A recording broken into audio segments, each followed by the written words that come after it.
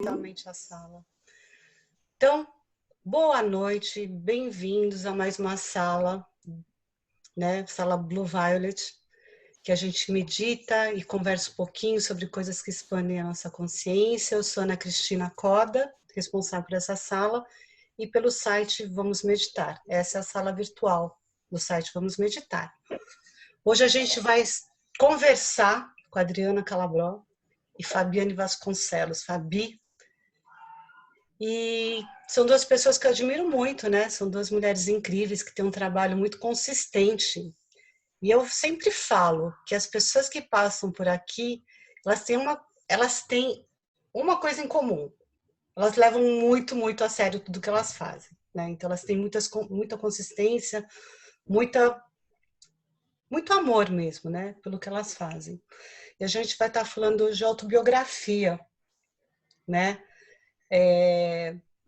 Eu vou deixar para vocês se apresentarem um pouco, falarem o que vocês quiserem de vocês, porque os dois currículos são enormes, tá?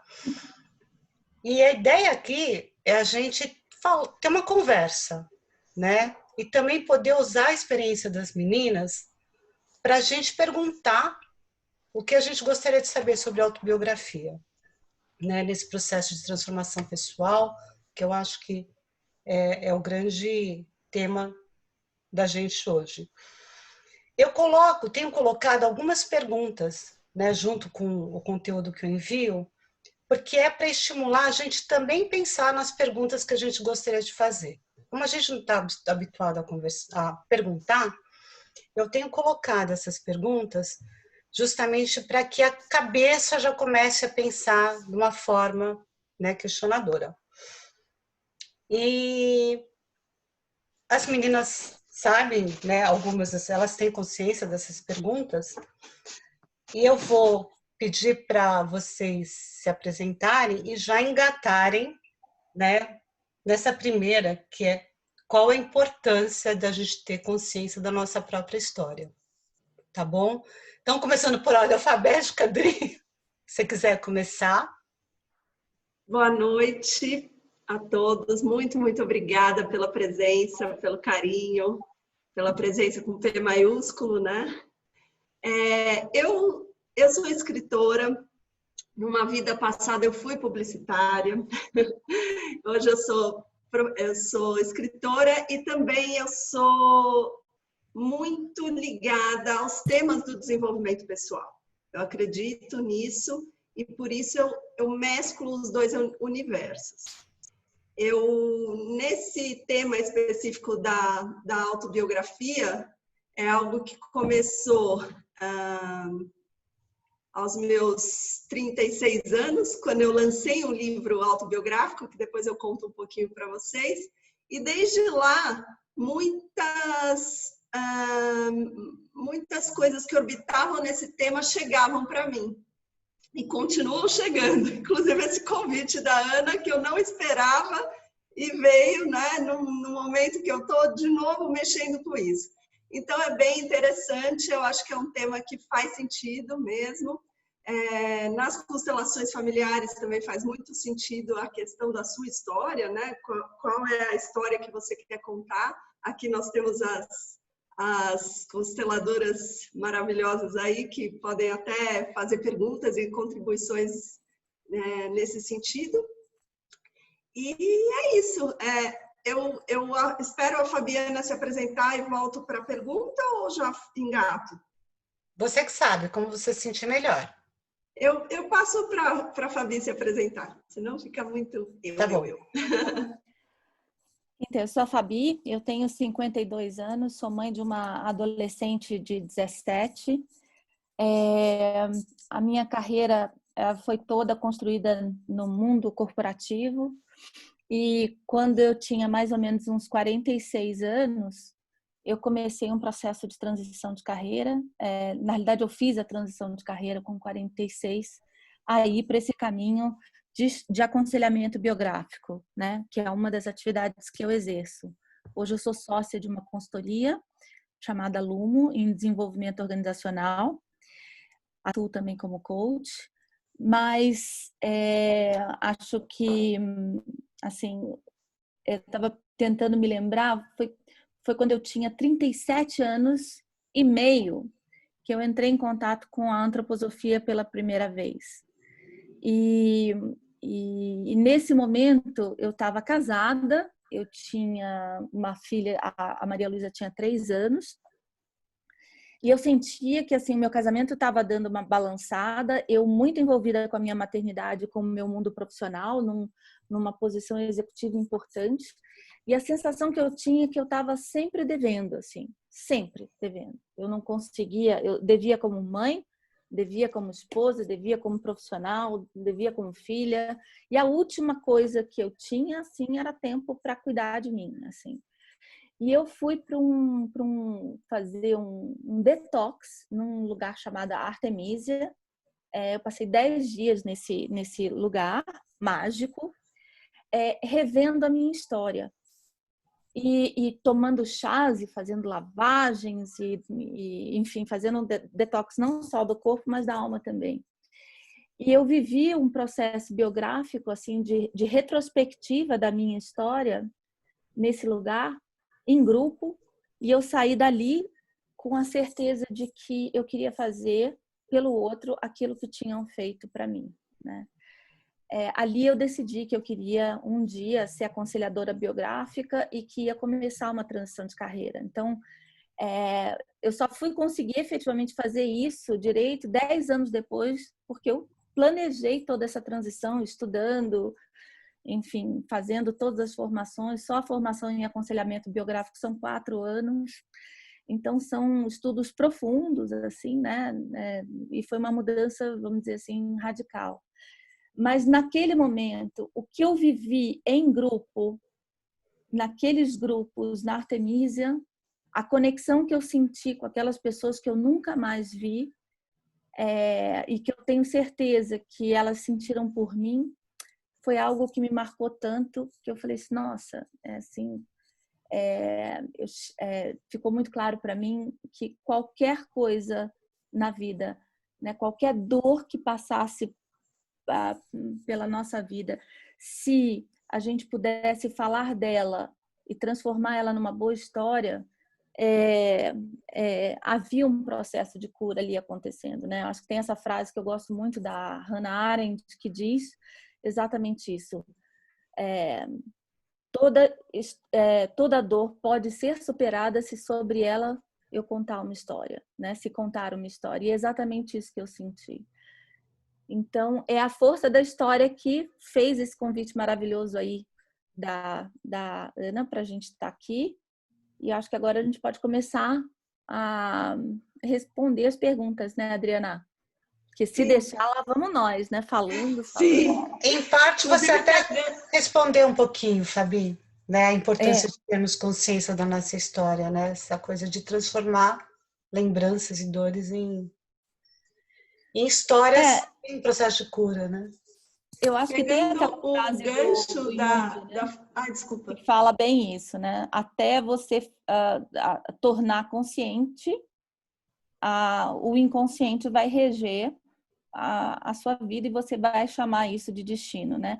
Então, o papel da biografia, do estudo da biografia, é trazer a consciência e ajudar a gente a fazer escolhas mais conscientes, né? E não culpar o destino, e não jogar o destino em algo longe da gente, trazer ele para as nossas próprias mãos, né? Fala, Adri. Não, eu queria pegar esse gancho das pessoas, né? A gente conta a nossa própria história, mas de repente a gente vê como a história do outro, quando é contada próxima de nós, também engaja. Eu falo isso porque, assim, o meu selo editorial, depois que eu lancei a minha autobiografia, até trouxe aqui o Autobiópsia. Autobiópsia é uma autobiografia póstuma em vida, né? Era o nome desse livro. E realmente, ele abriu um portal, exatamente como a Fabi falou, né? De você mergulhar em você, nas suas histórias e contar. No caso, eu contei em prosa poética, eu me escondi na prosa poética e me revelei no coração. Então, foi um jeito de escrever que eu encontrei para minha autobiografia. Depois vieram os livros das pessoas que queriam contar as histórias delas no meu selo editorial, né? Então, teve vários, da Marina Bueno, maravilhosa, que não pôde estar aqui, ela queria vir. Essa aqui é uma moça que escreveu um memorial da família. E assim, gente, ela contando a história, aquilo me movia dentro de mim uma coisa. Era muito lindo ver como a história dela tomava corpo, virava livro, e todas as emoções que ela trouxe durante esse processo que a gente fez. E teve esse aqui também, muito legal, também um memorial de uma família italiana. Então, essa moça, isso aqui é prato cheio para constelação, gente, porque essa moça, ela foi lá atrás descobrir a história do avô, que tinha se perdido e morreu num asilo de louco, de um asilo, antigamente chamava asilo de loucos, né? Antigamente, hoje não se chama mais assim, mas... e ela foi atrás da história, ela mergulhou nessa história e escreveu. Então, assim, é bem isso que a Fabiana falou, quando a gente conta a nossa própria história, a gente movimenta o mundo lá fora, movimenta as pessoas, né? Então, a gente ter a coragem de contar a nossa própria, eu acho que é um primeiro passo para a gente se abrir para a história dos outros. E respondendo à pergunta, Ana, de qual é a importância, eu acho que as pessoas dão a importância que elas alcançam. Por exemplo, tem gente que faz a árvore genealógica. É uma forma de achar a sua raiz de uma forma bastante racional, né? Ela quer aquela informação, para ela é importante. Outros se atêm mais aos causos da família, as histórias da tia, do avô que chegou não sei de onde, é uma forma também. E outros, que é uma forma que eu acredito muito e eu uso para mim, e esse é o meu objeto de estudo, e eu acho que é a da Fabi também, é você ver a sua história como observador. Sentado num cinema, assistindo o seu filme e ressignificando as emoções que você já viveu. Então, acho que é esse o grande ver como observador a sua história. Eu acho que tem uma coisa interessante aí nessa fala, Adriana, que é o seguinte, e isso não é algo que é um ponto comum, né? As pessoas, em primeiro lugar, têm vergonha das suas histórias, acham que elas são um pouco interessantes, pouco importantes, né? Então, não tenho nada para falar, não tenho, né? Tem sempre uma vergonhinha, tipo, achando que sua história não é relevante. A do outro é bem mais interessante do que a si própria. E, na realidade, assim, eu percebo esse processo como um processo curador de se apropriar desse caminho, né? Então, por exemplo, hoje eu estava fazendo um atendimento de uma pessoa que veio de uma família judaica de pai e mãe, né? Quando você olha, ela estava falando da árvore genealógica dela, né? Das origens dela, e ambas as famílias vieram assim para o Brasil fugidas de guerra, depois de muitas privações, passaram por campos de concentração. Essa menina não viveu absolutamente nada disso, mas ao contar, ela fala assim, eu tenho certeza que isso aqui tudo está impregnado no meu corpo e que eu carrego em mim uma parte disso tudo que eu preciso honrar e dar conta, né? Então, acho que tem muito essa necessidade da gente fazer as pazes com a nossa história, né? E perceber que ela é a nossa força. A nossa história é a nossa força. E isso eu demorei bastante tempo para conseguir, assim, perceber. Porque eu também achava que a minha história era uma história, enfim, insignificante, que não tinha valor nenhum, até eu mergulhar na minha própria biografia, sabe?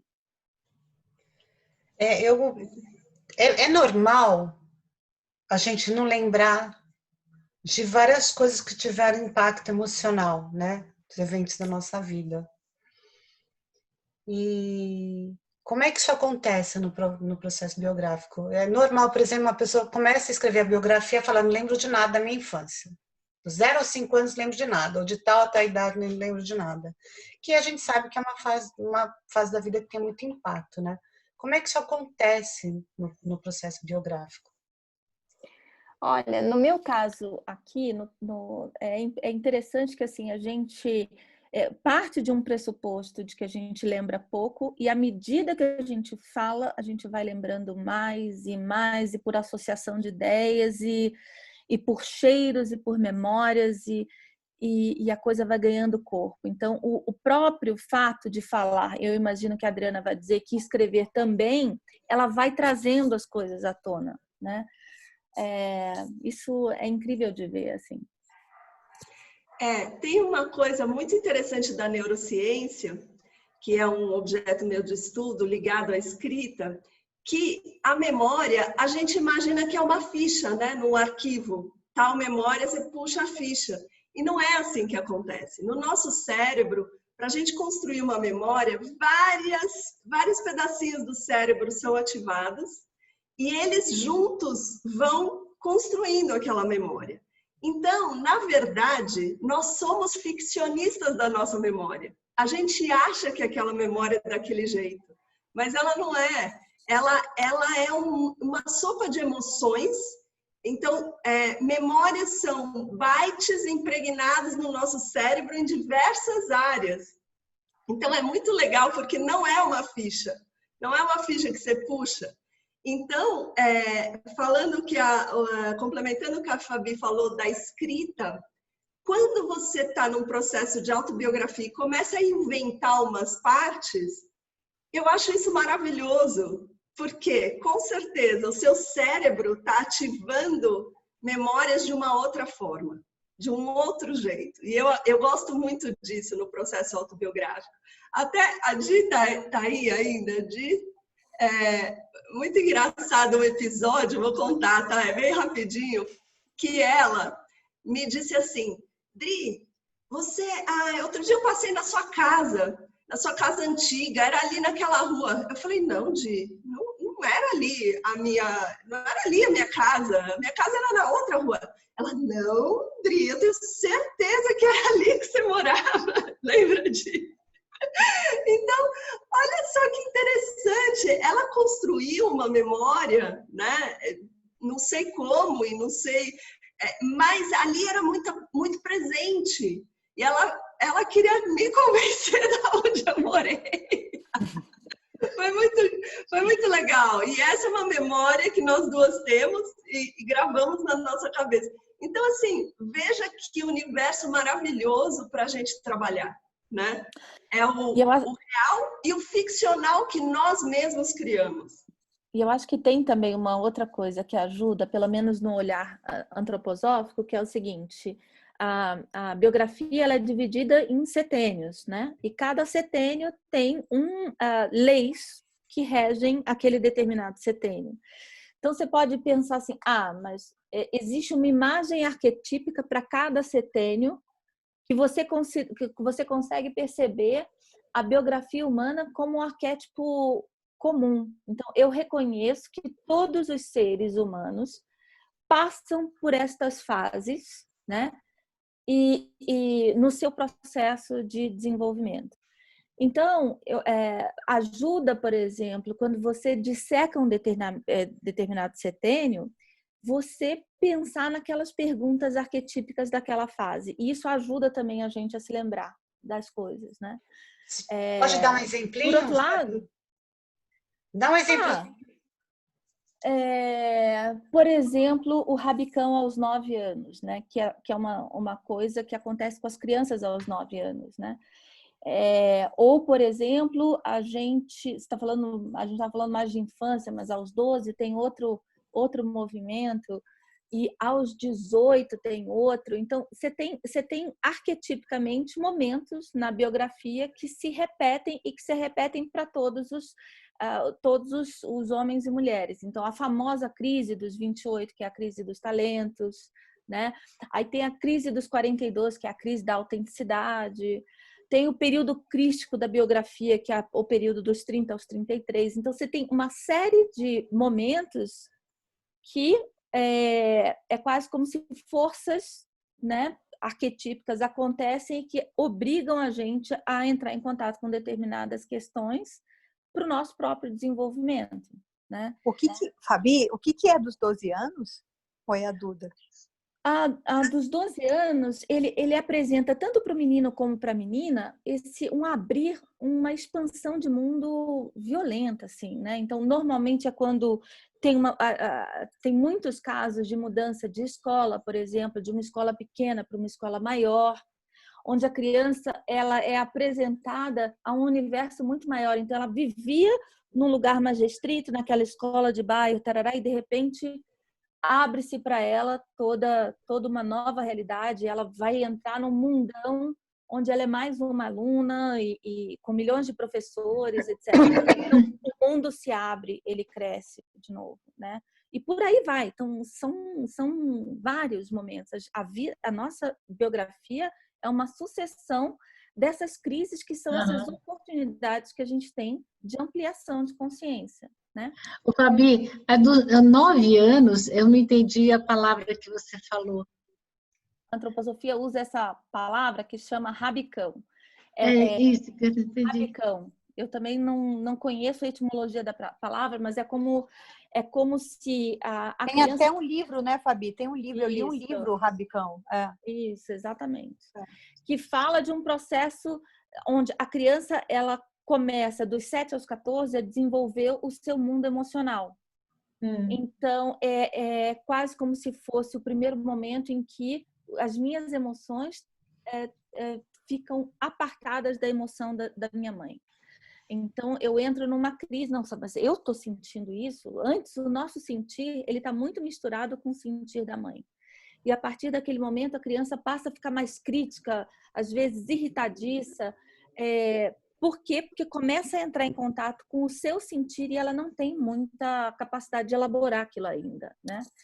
Que perguntas você faria para, por exemplo, essa fase? Porque você fala em fazer as perguntas para cada momento.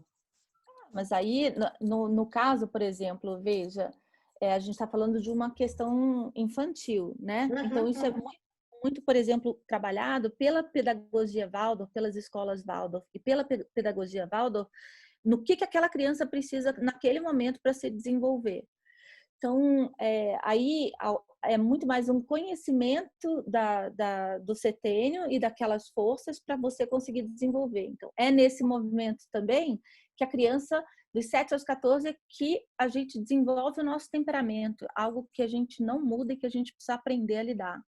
Tô ferrada. Então, exato. Você aprende a lidar, né? Então, como que você trabalha com essa diferenciação de uma criança colérica para uma criança sanguínea, para uma criança fleumática ou melancólica? Cada uma precisa de um determinado tempero adicional para conseguir se equilibrar, né? Então, é essa beleza, assim, de você ir a cada momento refinando o seu olhar para a fase que o indivíduo que está na sua frente necessita, né? Ok.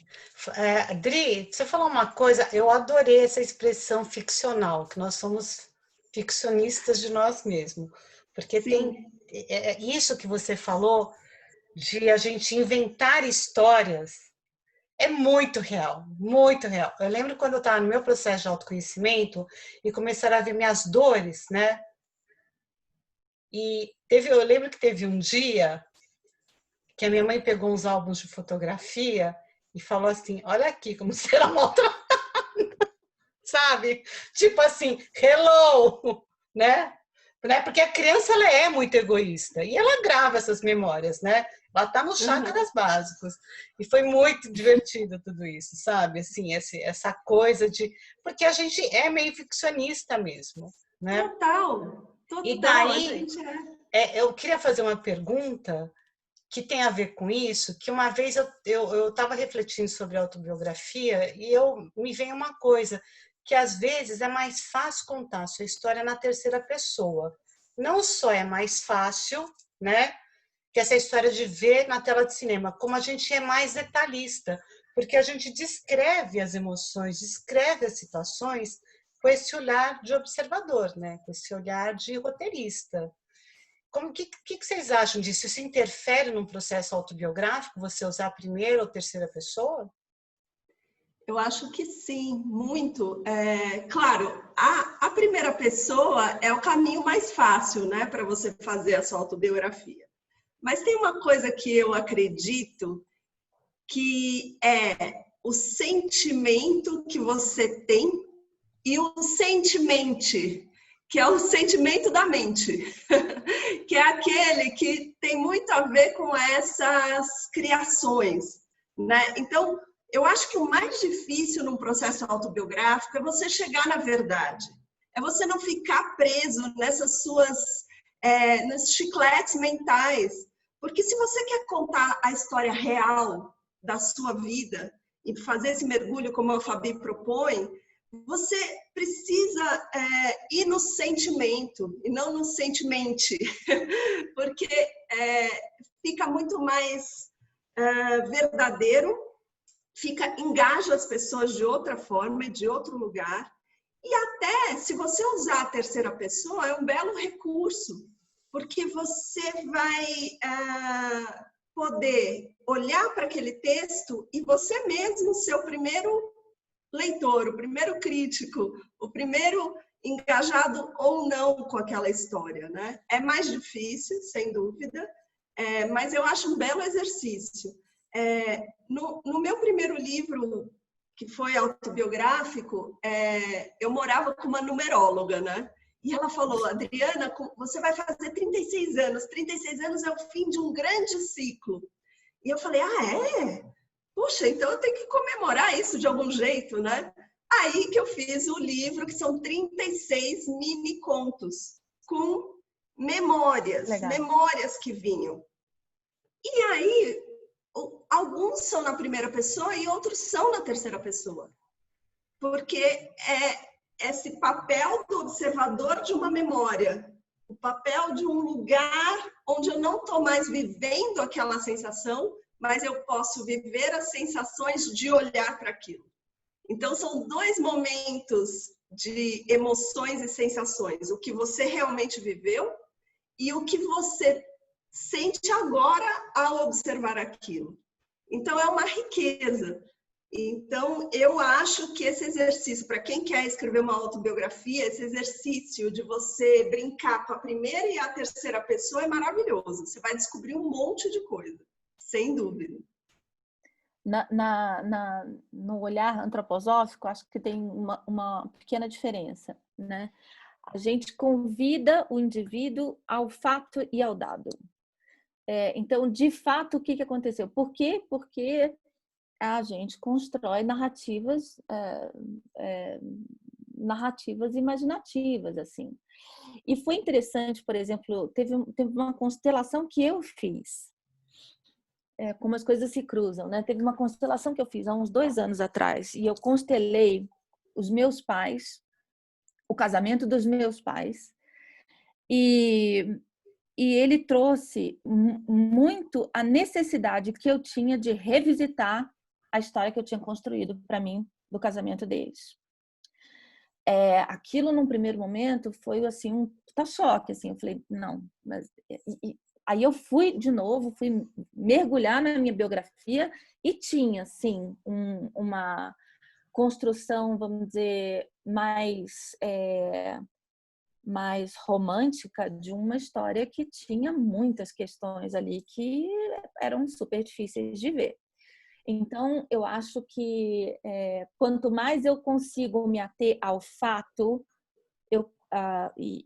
claro, ao que aquele fato, como é que eu sinto o fato, eu consigo me apropriar de alguma coisa que é mais, vamos dizer, entre aspas, mais verdade do que fruto da minha imaginação, né? Acho que tem essa diferença. E a gente lida, por exemplo, quando a gente não consegue dar conta, você pode, por exemplo, ir por um caminho de conto de fadas. Você consegue escrever a sua história num conto de fadas e, de repente, começar a lidar com aquilo através do conto de fadas, né? Acho que, então, tem um pouco dessa diferença, assim. Gente, eu vou convidar vocês a fazer uma breve meditaçãozinha e Também vou deixar em aberto para que a hora que a gente voltar, vocês possam abrir os microfones para fazer perguntas, tá? Se quiserem, podem colocar no chat ou levantar a mãozinha para a gente ir dando a vez, né? Mas para a gente dar uma respiraçãozinha, eu tenho mais 2 perguntas só, elas meio se entrelaçam. Vamos fazer uma breve meditação todos juntos, né? Eu vou convidar vocês para se sentarem confortavelmente, coluna ereta. Tem um truquezinho que eu uso porque eu acho que encaixa tudo, que é visualizar um fio no topo da cabeça, como se fosse uma extensão da coluna. E a gente visualiza esse fio fazendo uma tensão para cima. E ele vai alongando a nossa coluna. Os ombros começam a relaxar, caem um pouquinho. A cabeça cai, o queixo cai em direção ao peito. A gente repousa as mãos sobre as pernas. Os pés bem apoiados no chão. Se quiser também dar uma mexidinha no pescoço, na boca, que são lugares que acumulam bastante tensão. E aos pouquinhos a gente vai entrando em contato com a nossa respiração, observando suavemente, sem fazer nenhum esforço, apenas entrando em contato com a nossa respiração. Observando o ar que entra e o ar que sai.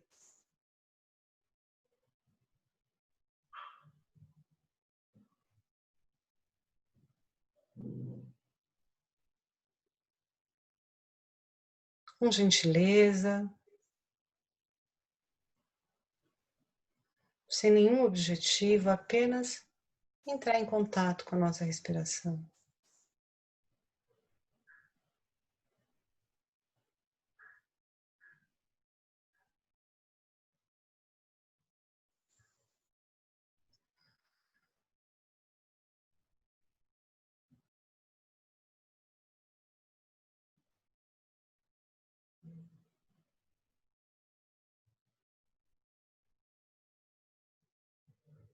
Inspirando e expirando.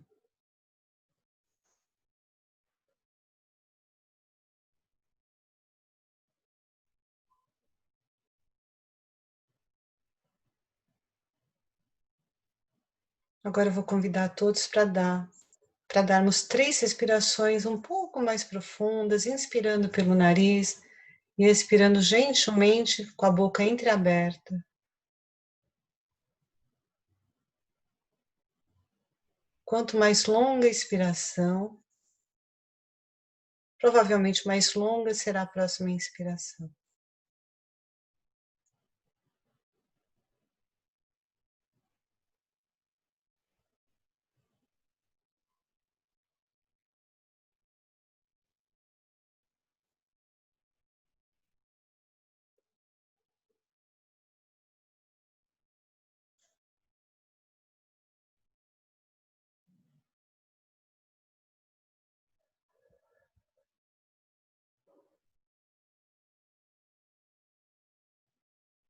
Retomando a respiração regular.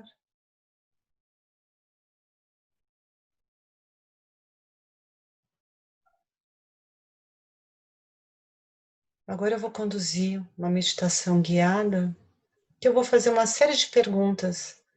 Eu vou pedir para vocês ficarem o máximo que vocês conseguirem conectadas à sua respiração, sem buscar nenhuma resposta na mente, através de processos cognitivos, simplesmente trazendo essa abertura para a mente através da respiração, para que ela mostre aquilo que for importante para nós nesse momento.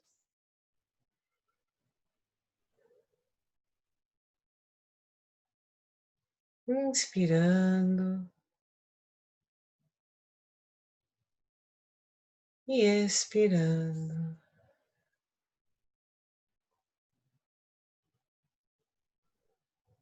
inspirando e expirando. Eu me conecto com o dia de hoje. Eu inspiro e expiro, fazendo a conexão do meu dia.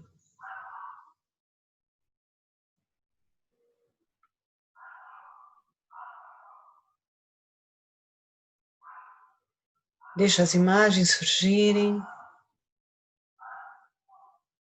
as sensações no corpo. Se algum pensamento entrar que grude, a gente faz um esforço para voltar para a respiração. Às vezes a gente teve algum aborrecimento, que aquilo vem. A gente simplesmente acolhe esse pensamento e fala, ok, eu estou aborrecida ou estou feliz, e deixa o pensamento ir.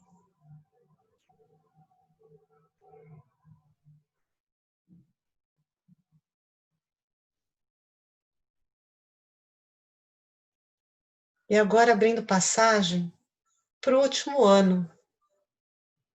Como é que eu me sinto em relação ao último ano? Como que meu corpo se sente quando eu evoco esse último ano?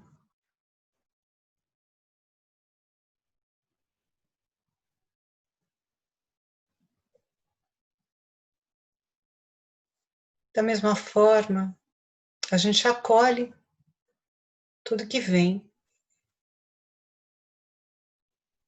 e se mantém conectado com a nossa respiração.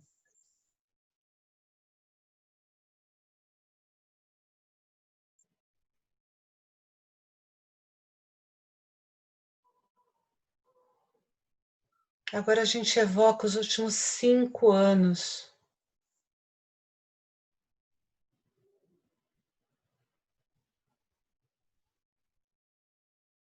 Como é que eu me sinto em relação aos meus últimos 5 anos?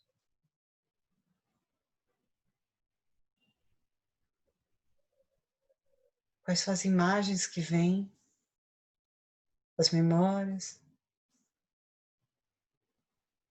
E eu deixo elas se apresentarem, sem me agarrar a elas, sem julgar, nenhuma manifestação física, emocional ou de pensamento. Eu deixo eles surgirem e me conecto de volta à respiração.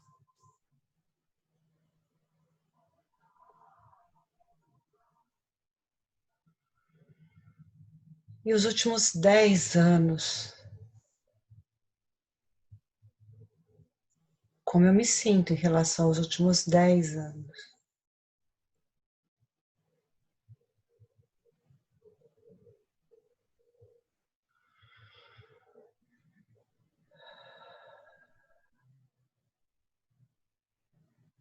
Eu me sinto leve, eu me sinto pesado,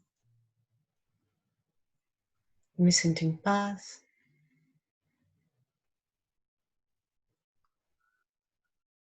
Inspirando e expirando.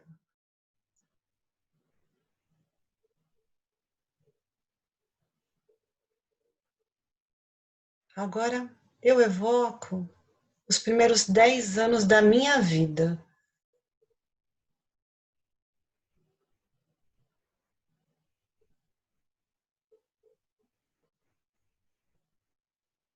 Eu dou um salto lá para trás.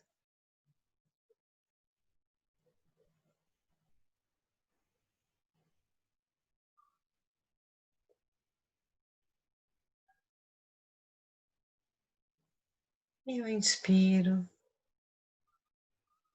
e expiro esses primeiros 10 anos da minha vida.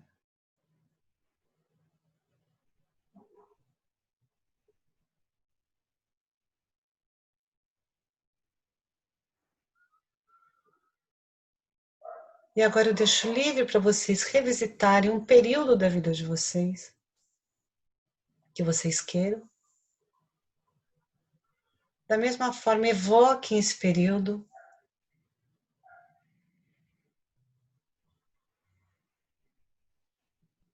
E se mantenham presentes.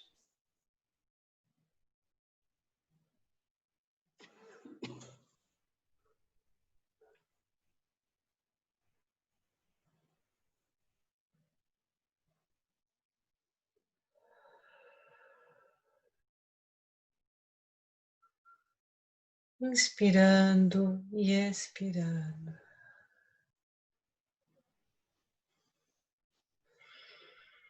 E agora eu convido a todos para voltar aos pouquinhos, gentilmente abrindo os olhos, mexendo o corpo.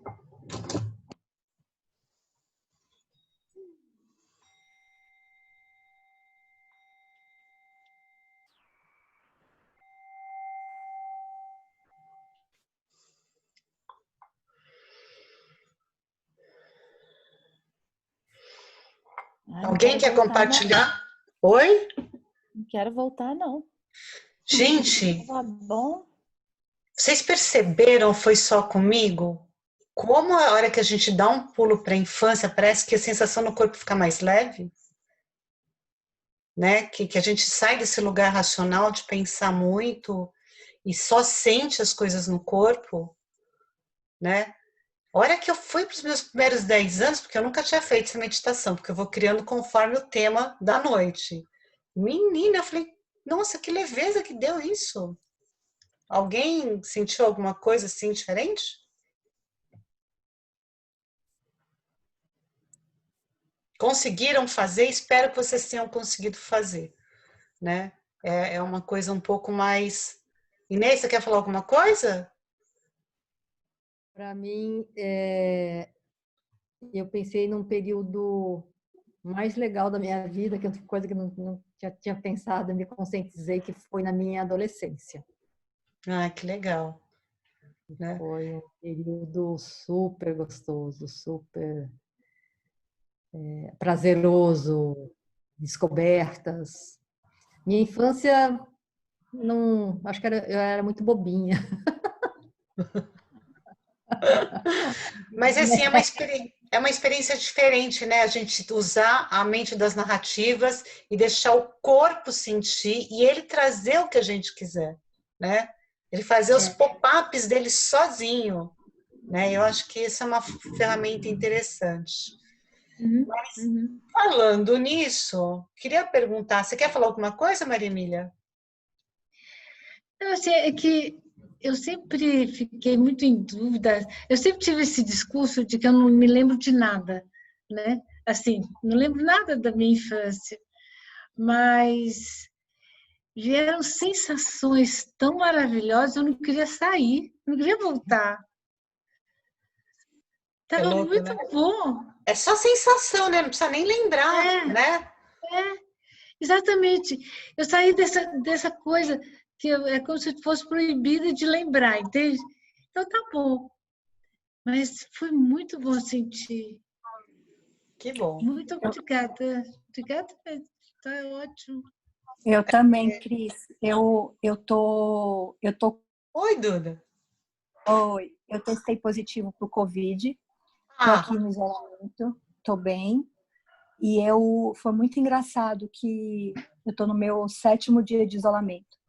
E quando você pediu para ir para a infância, o que veio na minha mente foi quando eu tive, com 4 anos, eu tive uma fratura muito séria no braço, onde eu tive que fazer várias cirurgias, tal. E o que veio na minha cabeça foi eu agradecendo que eu não tive nada com aquela fratura, que ficou tudo bem, que ficou tudo bem.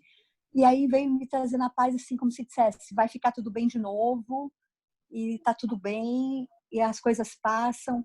E em todas as fases que você pediu pra gente passear, né? Todas as fases vinha algo difícil e eu ultrapassando esse algo difícil, dizendo vai ficar tudo bem, vai ficar tudo bem. Então, foi uma sensação maravilhosa mesmo. Eu resolvi, assim, fazer uns 10 anos, né, só de retrospectiva, e depois pular para os primeiros 10 anos, porque como a faixa etária é sempre normalmente muito ampla, para acertar ia ser difícil, né, onde eu ia parar. Então, espero não ter feito nenhuma bobagem, viu, meninas da autobiografia. Mas o que falando assim nessa coisa do pensar e do sentir, né?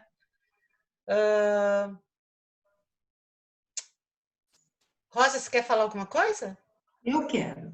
Fala. Eu gostaria. É o seguinte, a maioria das pessoas sempre diz que não me lembro, né?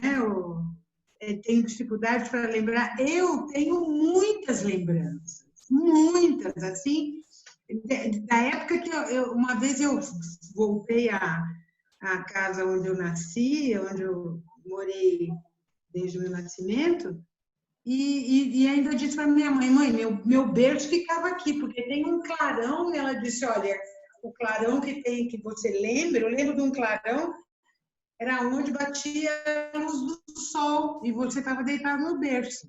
Então, eu tenho muitas, às vezes elas até me atrapalham, porque são muitas, muitas. Legal, então, legal. Exatamente, assim, e tenho sempre muitas histórias e tal. E aí eu às vezes eu nem sei o que fazer com elas, entendeu? Eu não sei se isso também é tão ruim quanto não ter. Às vezes eu acho até que quanto não ter as lembranças. Não é? E aí, meninas, o que vocês acham disso? Ter memória... Fala, Marina.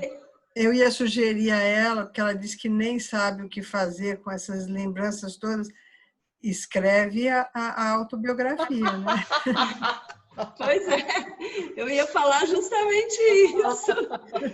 Ô, Rosa, tem uma coisa muito legal desse negócio da sua lembrança. Eu também tenho uma lembrança datada, porque uma vez eu cheguei para minha mãe e falei assim, mãe, eu lembro de uma cortina que tinha uns olhos, era uma cortina rosa e preta, e tinha uns olhões assim que me assustavam. E a minha mãe, Adriana, você lembra de uma cortina? Ela falou, não é possível. Essa cortina era do quarto do apartamento de Santos do seu avô, que foi vendido quando você tinha menos de 2 anos. A minha mãe dizia, não acredito que você lembra disso aqui, batia um sol aqui. Olha que interessante aquela coisa que eu falei da ficha, né? O que faz que uma memória fique tão nítida? Com certeza, não é só a lembrança visual ou tátil. Alguma emoção conectou ali, alguma emoção forte, que aquilo ficou presente e se manteve ao longo dos anos, né? Então, não é a ficha, é a emoção associada a essa lembrança. Talvez essa luz tenha te sido algo surpreendente para um bebê, para uma criança, e ele se viu ali, né? Um bebezinho se vendo naquela luz, então aquela emoção gravou essa sensação completa, né? Que você está falando agora. Muito interessante. E aí, Fabi, o que você acha? Olha, eu acho que vai dar um bom livro, né? Dá um bom livro. Vai dar um bom livro de contos, com certeza. Acho que merece, né? Quem sabe aí você não percebe padrões nas suas histórias, né? Mas assim, para uma análise mais da biografia? De biografia que você faz, ia dar um trabalho, né? Para separar os detalhes todos, né? Sabe que às vezes me dá até uma preguiça. Eu falo, tem tanta coisa para escrever. Houve uma época que eu andei até gravando, porque é muita coisa mesmo. Né? Eu não sei se é porque era uma vida muito cheia de muitos acontecimentos, sei lá, mas é exatamente isso. E na meditação... Talvez o que você possa pensar é o seguinte, por que elas estão surgindo mais fortemente agora? Qual é a conexão que elas podem ter com o teu sentir de hoje? Né? Por que você está lembrando delas todas nesse momento, né? Pois é, mas na verdade eu sempre lembrei. Todo mundo diz assim, mas você tem boa memória, porque o tempo todo mundo sempre me perguntou muita coisa, porque ninguém lembrava e eu lembrava, não é? Então é meio assim, arquivo, é um negócio que às vezes até me incomoda, porque tem gente que liga para saber, você lembra de tal coisa assim, lembra? Você é o hard disk da família, é isso? E dos amigos também. Como é que era o nome daquele cara que a gente paquerava, não sei aonde, enfim. Nossa. Então, é uma coisa que na meditação, também eu tive que correr para lembrar dos 10 anos, porque tinha muita coisa também. É por isso que eu falei para vocês tentarem não pensar, porque eu sabia que senão vocês iam ficar presos a cada período, entendeu? Buscando. Será que a ideia foi exatamente essa. É possível a gente dizer que tem pessoas que têm uma maior facilidade de se lembrar do passado, de acontecimentos da sua história passada, e outras que têm menos condições ou menos facilidade para que isso ocorra. Sim, isso é normal, né? Eu acredito, né, meninas? Sim. É normal, pela constituição, né? Inclusive física e anímica da criança, né? Então, você tem crianças que têm, vamos dizer, uma imaginação muito mais viva e fértil, que vivem no mundo da lua, né? E tem outras crianças que são mais terrenas e que têm uma qualidade, vamos dizer, mais lunar, assim, de espelhar tudo e de registrar tudo, organizar, etc. Então, sim, a gente tem... Eu fiz essa pergunta também porque eu tenho 69 anos, completados o mês passado. E eu tenho uma amiga de infância que é 1 ano mais nova, tem 68. Nós somos... isso eu acho que é uma coisa muito incrível, né? Quando eu conto para as pessoas, mas como? Eu tinha 4 anos e ela tinha 3 anos quando a gente se conheceu. E ela é incrível como ela lembra de coisas com riqueza de detalhes, coisas que a gente viveu na infância. Eu falo, Marisa, mas eu não acredito que você lembra disso. Então, mas assim, ela conta e coisas que a gente viveu juntas.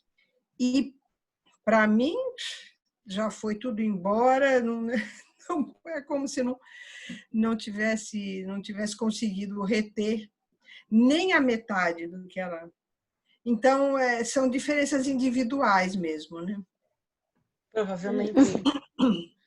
Mas, meninas, dentro desse contexto aí, né? Autobiografia, para quem quisesse começar, se essas pessoas que estão aqui quisessem começar, né? Tem um modelo de pensamento para se começar uma biografia, e a gente, assim, é melhor escrever com a cabeça, com o coração ou com ambos? O que vocês falariam sobre isso?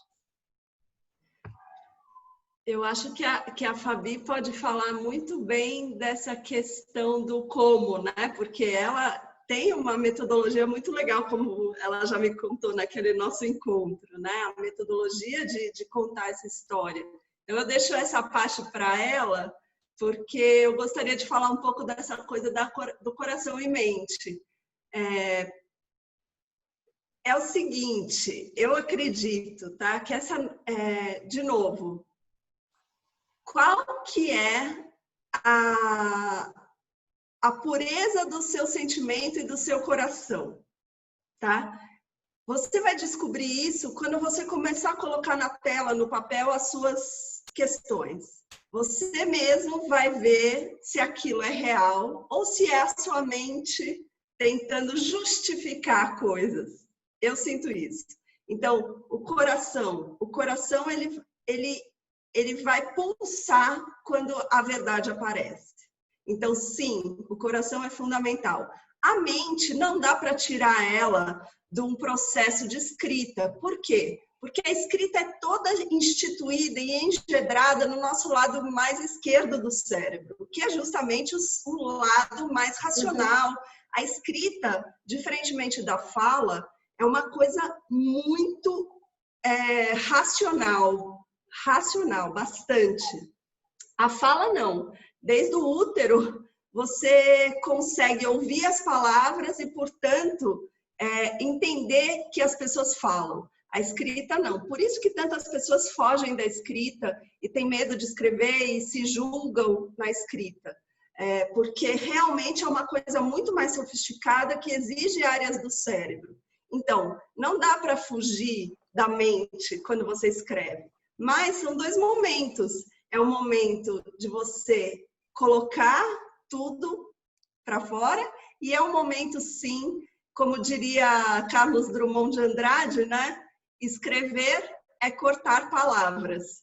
Então, quem que corta as palavras, quem que corta os excessos? É o seu lado esquerdo, é o seu lado racional, é o seu lado que vê aquilo e entende o que é essencial e o que não é.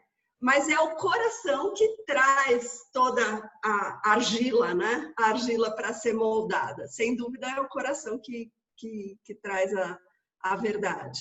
Só tem que separar um pouquinho, limpar um pouco. Então,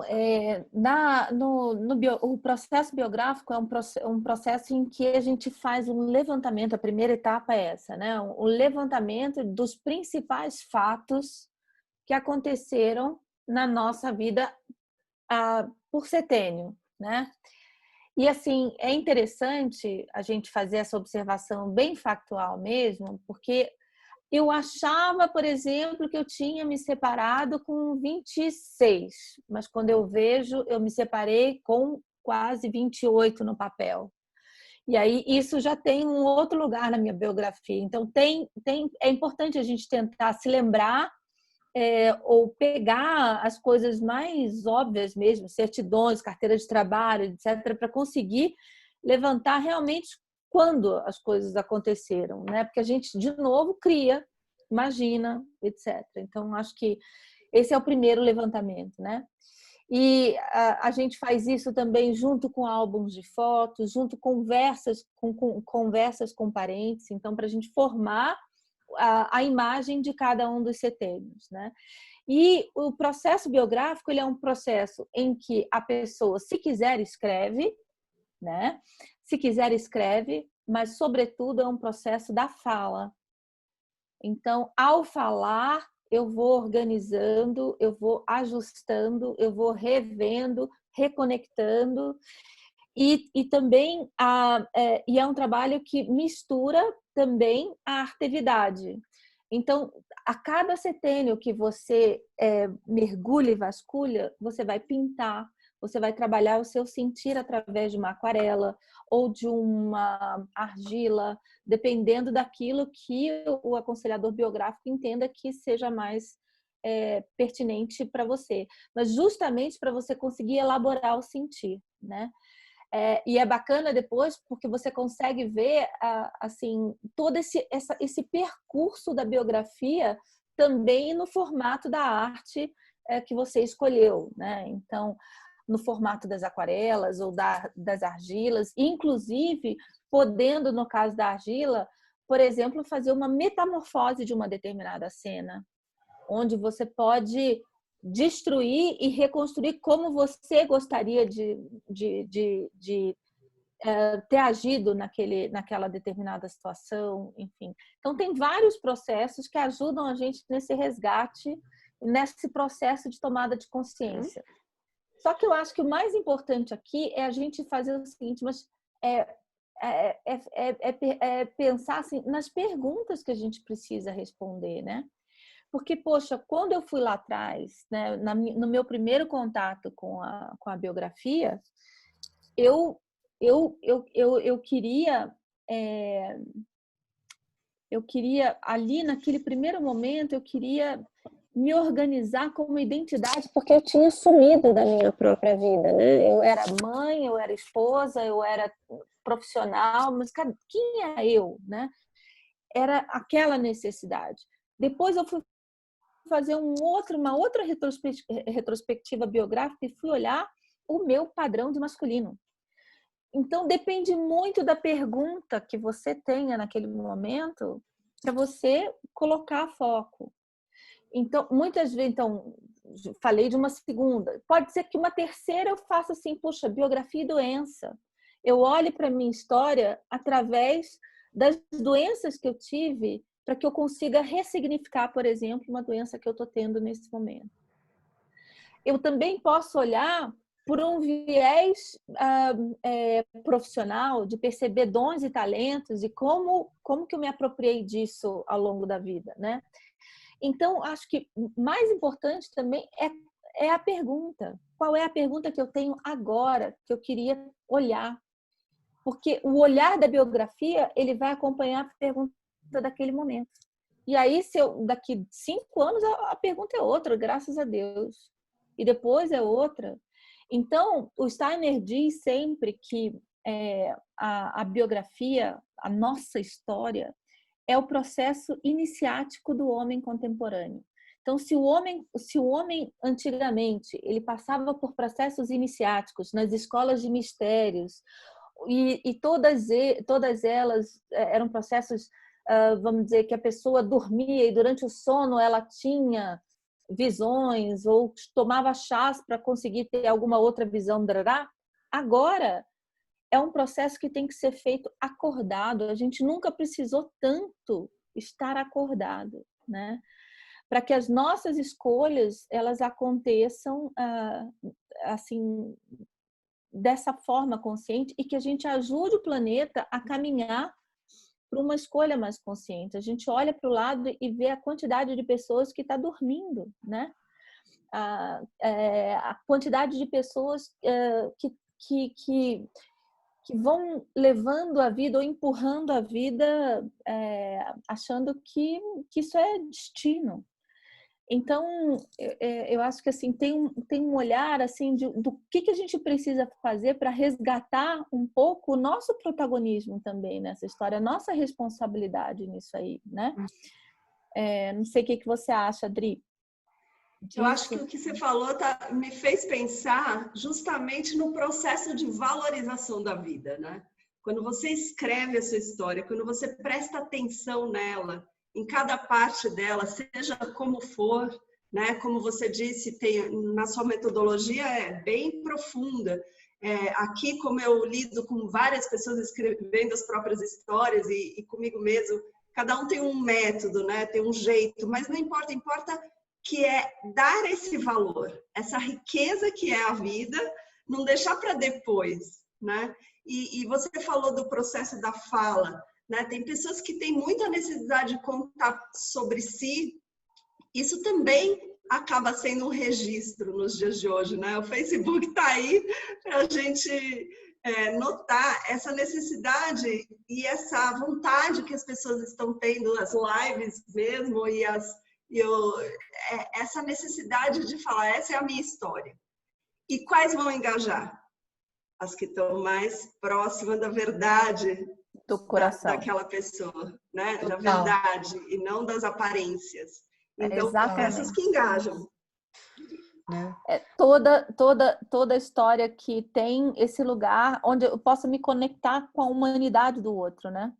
Uhum. É ali, né, que a coisa pega, né? E quando a gente leva isso, por exemplo, para o mundo organizacional, às vezes a gente pega uns grupos assim, desculpe o termo, cagados. Você fala assim, meu Deus do céu, como é que pode? Como é que essas pessoas conseguem trabalhar juntos, né? De tanto conflito que tem. E é impressionante como a gente consegue começar a reconstruir a confiança nessas relações quando a gente compartilha a nossa história. E aí a outra pessoa olha para a gente e fala assim, não, eu consigo reconhecer aquela pessoa ali eu estou percebendo, eu sei então de onde está vindo esse comportamento, eu fico mais tolerante, né? Eu consigo perceber o outro na sua humanidade e por aí me conectar, né? Então... E também se autoconhecer, né? Às vezes você conta a sua história para alguém e se dá conta. Eu até contei para vocês aquela história, eu vou contar para o grupo, de uma pessoa que estava participando de uma oficina minha de escrita, e ela estava escrevendo um texto e de repente ela olhou para o texto e teve um insight sobre ela. Eu faço isso. No caso dela, ela era muito prolixa. Ela falou, eu sou prolixa. Gente, é isso. E aí parou o curso, todo mundo olhando para ela e olhando com um olhar super amoroso, assim, porque ela tinha tido um insight a partir da escrita da sua própria história. Era um exercício bem de primeira pessoa mesmo. Então, esse insight e esse maravilhamento que ela teve tocou a todo mundo. Porque eu acho que todo mundo falou, nossa, esse instante é possível. É possível você chegar nesse lugar onde você se conhece e tem o poder, como você falou, Fabi, o poder da transformação. Porque eu acho que a chave da autobiografia é esse poder de mudar. Porque as nossas narrativas cerebrais, mentais, a neurociência prova isso, são muito viciadas, né? Os neurônios, eles estão acostumados com os mesmos caminhos. Quando você usa o seu pré-frontal, ou seja, aquilo que nos dissocia dos animais, né? Quando você usa isso para promover essa mudança a partir do conhecimento que você tem de você mesmo, aí sim o caminho se abre, o portal se abre, né? Então, isso que você falou é fundamental mesmo, é usar isso tudo para valorizar a vida e valorizar a possibilidade da mudança. E acho que talvez entrar nessa história da paz também, né, gente? Que eu insisto muito nisso, né? Entrar, fazer as pazes com a própria história. Poxa. Total. É aquilo que eu dei conta de fazer, é aquilo que eu tinha recursos para fazer, é aquilo que me foi possível. E quando você olha para trás, se percebe, nossa, foi perfeito. Foi perfeito, né? E também fazer as pazes com as pessoas que estavam na nossa história, né? Também é uma possibilidade disso, né? A gente fazer as pazes com a nossa história e com todo que estava compondo aquele momento.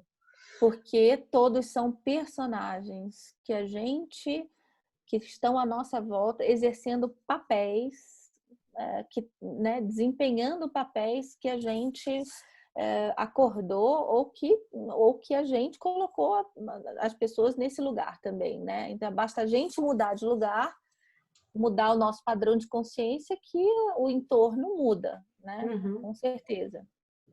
A Duda está perguntando como é que daria para fazer para realizar essa metodologia de forma digital, das duas, como cada uma está trabalhando de forma digital.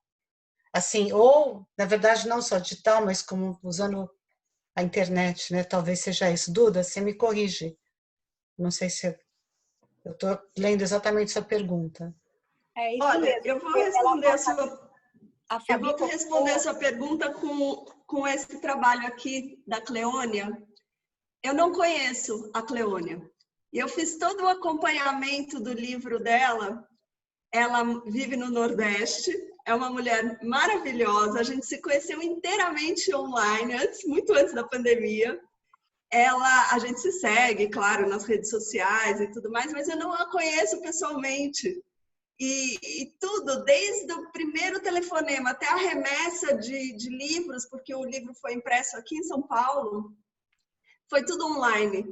E foi uma coisa super maravilhosa, porque ela tinha essa necessidade de contar essa história, ela tinha os textos, eu fiz apenas essa parte da editoria e de acompanhar esse processo e validar também coisas que ela tinha alguma dúvida, mas foi um processo inteiramente online e super presente, isso que é muito legal, muito presente. Eu acho que todo mundo aqui que está fazendo algum trabalho online sente que a força da intenção. A intenção é quântica, ela extrapola, né? Ela traz a presença. Então, foi um jeito que eu achei de responder a sua pergunta. Espero que tenha servido. Obrigada, Adriana. E eu acho que tem uma coisa assim da gente mesclar, né? Então, por exemplo, eu mando textos antes, reflexões antes, para a pessoa poder fazer um trabalho de reflexão individual. E depois a gente usa o ambiente online para essa verbalização. E além disso, a pessoa já tem, por exemplo, nesse caso específico, o kit da aquarela que eu teria no escritório. Então, ela já monta o cenário dela de aquarela para que ela consiga fazer, logo após a nossa sessão, ela consiga fazer aquarela. A gente discute aquarela, né, virtualmente e tal. É claro que é um processo que eu gostaria muito mais de viver no presencial. Acho que tem uma riqueza grande, assim, do olho no olho, mas eu consigo olhar, fazer o olho no ambiente remoto também. Acho que, como a Adri falou, o que traz, na realidade, é a intenção da pessoa, né? Que cria esse campo junto comigo, um campo que é o campo da história dela e do processo dela, né? Enfim. Bia, muito legal, muito obrigada. quer fazer alguma pergunta? As consteladoras presentes querem fazer alguma pergunta, fazer algum cruzamento de ideias? Nossa, tem tanta gente. Não, na realidade, boa noite, obrigada. Pergunta não, acho que qual uma recomendação como colegas, enfim, que vocês são tão experientes. Quando, no caso, nós temos um cliente onde ele está nessa intenção de escrever essa autobiografia, e eu fazendo genograma, também utilizo acompanhamento antroposófico, enfim. Quando a gente percebe que falta vitalidade nesse humano, meu humano sente que o outro humano falta vida, e a gente percebe que há um início aí de uma questão, um sintoma, né, que está vindo. O que a gente trabalha primeiro? Como consteladora, como terapeuta, a gente trabalha essa questão da vitalidade dele, ou a gente já começa a fazer esse trabalho de autobiografia acreditando que, como instrumento, essa autobiografia ajudará? Eu não sei se fui clara. Eu estou com duas situações, né? A falta da vitalidade e essa necessidade dele de escrever essa autobiografia. O que mandaria? Qual que é o mandatório? Eu vou na vitalidade, reforçar esse indivíduo nessa vitalidade, que é todo um tratamento de antroposófico, enfim, que não cabe a mim, com medicação, papá. E, em paralelo, a gente faz a autobiografia, ou a gente espera a recuperação dessa vitalidade? O que vocês acham? Eu estou falando de uma pessoa de 65 anos,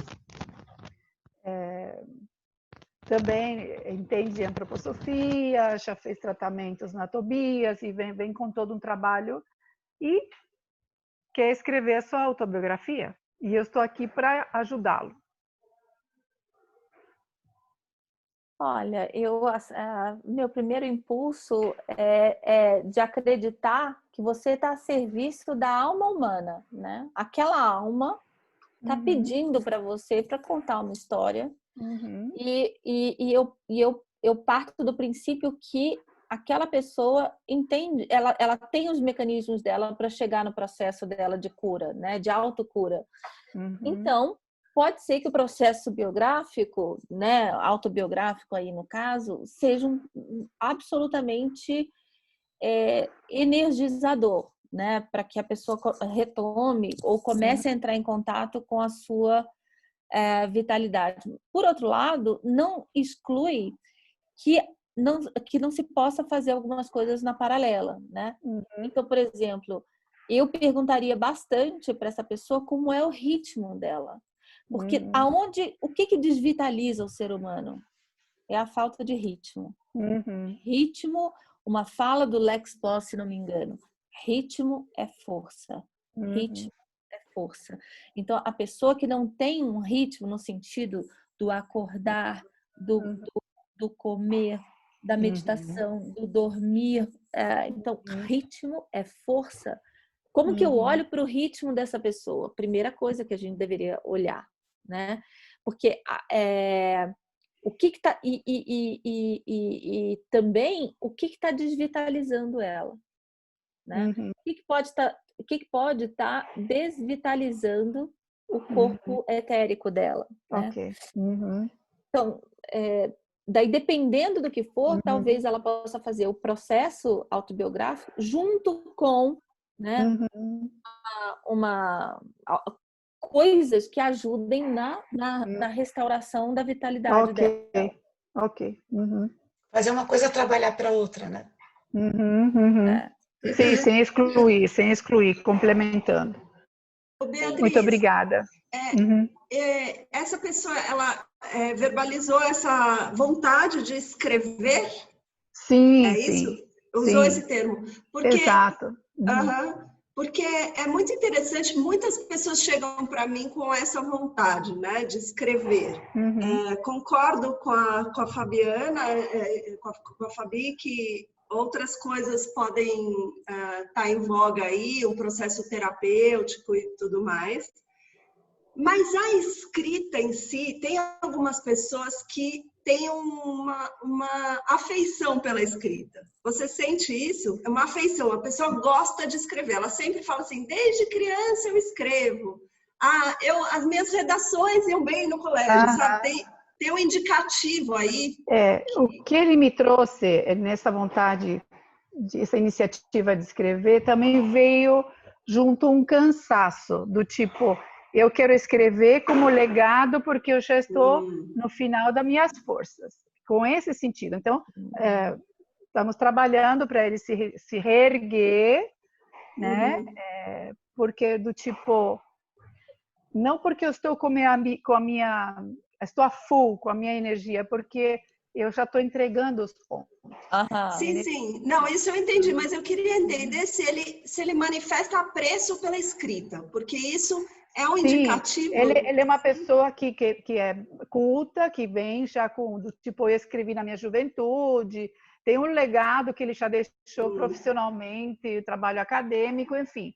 E agora do tipo, eu preciso contar para minha família coisas que eu nunca disse, do tipo, sabe, nesse sentido. E uma urgência, então, tipo, respira, porque falta essa vitalidade, há um cansaço, há uma questão aí de sintoma. Isso está muito recente, já fiz os trabalhos mais animados, então, esse daqui está bem melancólico. E aí eu estou trabalhando e falei para a Cris, nossa, prato cheio para mim hoje. Isso que a Fabi falou é interessante, porque às vezes o começo da escrita, ela revitaliza. Eu já vi casos aqui comigo que a pessoa, não sei se eu vou dar conta, não sei o que, mas vamos tentar. E aí começa a produzir, a produção é retroalimentar, sabe? A pessoa lê, se envolve, entra naquela posição de leitor, se entusiasma e a coisa vai indo. Mas a minha sugestão é pequenos. Não fala para ele, vamos escrever então a sua história. Não, fala assim, você não quer me contar um pedaço? Micropassos, né? Escreve aquela história que você me contou outro dia que eu me interessei, sabe? Porque em pedaços fica mais fácil, senão fica uma meta muito imensa, pesa, né? Pesa. Mini biografias, né? Mini biografias. Muito obrigada, gente, desculpe. E talvez, assim, pensar no para quê, né? O que vai ligar essa pessoa de novo é o para quê. Qual que é o propósito que ela tem? Né? E que legado é esse que ela quer deixar? A serviço de quê? Né? Eu estou fazendo isso. Porque se é um sacrifício, se entra numa zona de sacrifício, talvez não vai desvitalizar ainda mais uma pessoa que está desvitalizada já. Mas se entra numa zona onde eu consigo fazer por uma escolha minha e não pelo que eu tenho que fazer, né? Eu tenho que... Vai se retroalimentar, né? Exato. O tenho que, porque aí eu preciso explicar coisas que eu não tive coragem de falar ou de dizer, e aí eu vou usar isso e as pessoas que se ferrem depois para conseguir entender ou aceitar e tal. É diferente de você ter um para quê mais elaborado dentro digno, né? Digno. Tá bom. Muito obrigada, gente. Eu não sou obrigada, especialista, viu? mas acrescentando assim dentro dessa linha da Fabi, foi o que eu senti, é que justamente por ele ter um motivo que não parece muito, que parece pesado, ele vai evitar, né? Na verdade, tem um desgaste emocional. É o famoso porque procrastinamos. Então, o procrastinar dessa pessoa me sinto desvitalizado. Ele vai parar de falar com você, vai dar 3 cambalhotas, mas toda vez que tiver que falar nesse assunto, ele vai estar desvitalizado. Gente, mas tem uma coisa também, deixa eu só fazer uma parte. Claro. Todos os escritores, eles são sofredores também. Vou dizer, os maiores escritores da história da literatura são, assim, a dor é imensa. A dor é imensa. Então, eu acho que esse fator pode ser, sim, uma força. Né? Porque se ele sente isso, sabe, até contar para ele, você sabe que muitos escritores estavam sofrendo muito. Em vez de falar, você precisa se animar, em vez de falar, você seja ânimo, não, esse viveram coisas terríveis e fizeram obras-primas que são legados, né? E muitos deles com tons autobiográficos, muitos deles. Né? Então, a gente não pode esquecer também dessa força. Eu perguntei do apreço pela escrita, porque a escrita em si, ela é uma potência.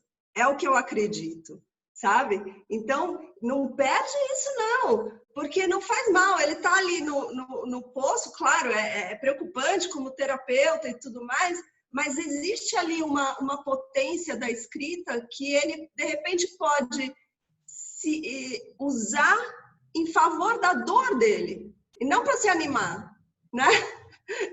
Então, eu acho que pode ser um caminho, tá? Me veio, assim, um insight, porque eu lembrei das maravilhas que eu li na literatura de gente muito mal. O escritor normalmente é meio deprimido. Muito trágico. Muito obrigada, gente. Obrigada mesmo. Como a gente está terminando, eu queria que vocês falassem, deixassem aqui, se vocês estão com o curso aberto, se estão com atendimento autobiográfico em aberto, né? Por favor, fiquem à vontade. Eu vou deixar o contato das meninas na descrição dos vídeos que eu subo, tá? Para vocês poderem continuar, né? Como teve a Neila falou assim, é um processo muito profundo de autoconhecimento, né? Isso aqui dá pano para dias. Então, eu vou pedir para vocês contarem se vocês estão agora com algum tipo de trabalho nesse sentido, né? As pessoas aproveitando que estão com um tempinho, coisa que a gente nunca tem, né? Ou não, né? Ou não, mas, por favor, fiquem à vontade. Olha, coincidentemente, e muito em breve, tem um curso novo pintando por aí, com uma parceira muito bacana, que a Ana também conhece, com a Lana. Muito em breve o curso vai ser lançado, eu acredito que em final de junho ou começo de julho. Então, quem se interessar, eu vou deixar aqui meu e-mail. Pode mandar um e-mail para mim e eu já coloco na lista para mandar as comunicações. Inclusive, a primeira aula é absolutamente gratuita e vai ser muito legal. Então, eu convido todo mundo para fazer parte, tá bom? O e-mail dela está no chat, mas é palavracriada, tudo junto, @gmail.com. É facinho, palavra criada. Isso, podem visitar o site também, que é palavracriada.com.br. E sempre tem novidade lá, eu também posto lá as atividades e tudo mais. E quem quiser falar comigo, alguma coisa sobre autobiografia, sobre escrita em geral, pode mandar e-mail também, que eu vou gostar. Dri, esse curso é sobre autobiografia? Não, esse especificamente não é, mas tem conexão porque é a escrita por meio das emoções. Então, ele é bem conectado com tudo isso que a gente falou aqui hoje. Tá. Ok. E aproveito para agradecer a presença de todos, né? Muito obrigada. Fala, Fabi. Na realidade, qualquer um pode me acessar pelas redes sociais enfim, posso trocar ideias e conversar sobre os processos biográficos sempre que houver interesse e tal. E eu acho que tem um bom livrinho aqui, que é o livro da doutora Gudrun Buchard, que fala tomar a vida nas próprias mãos. E ela fala um pouquinho da teoria dos setênios, né? Ela foi a idealizadora da metodologia biográfica no Brasil, e ela traz um pouquinho das características de cada setênio e de como é esse olhar, vamos dizer, biográfico, né? Então pode ser interessante para vocês, se quiserem fazer aí uma primeira investigação